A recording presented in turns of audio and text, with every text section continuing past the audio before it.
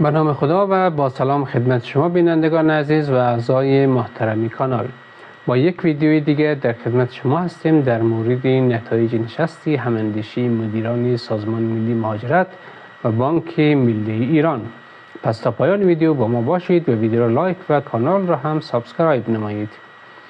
در نشستی هماندیشی مدیران سازمان ملی مهاجرت و بانک ملی ایران در مورد طرح زنجیره تولید که امروز سه‌شنبه 3 دلو در سالن همایش بانک ملی برگزار شد، عبدالله منبینی رئیس سازمان ملی مهاجرت و دکتر ابوالفضل نجارزاده رئیس بانک ملی ایران سخنرانی کردند.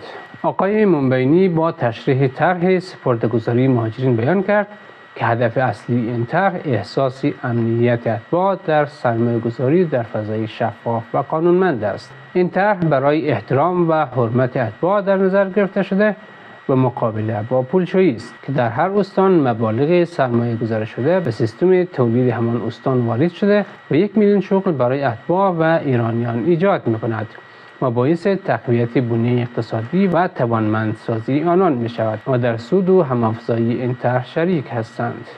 وی در ادامه گفت این طرح در راستای ساماندهی اقتصادی اتباع و مهاجرین خارجی و تکریم این بخش از جامعه طراحی و پیاده سازی می شود و خود اتباع مخیرن مانند ایرانیان در این طرح ملی شرکت نمایند.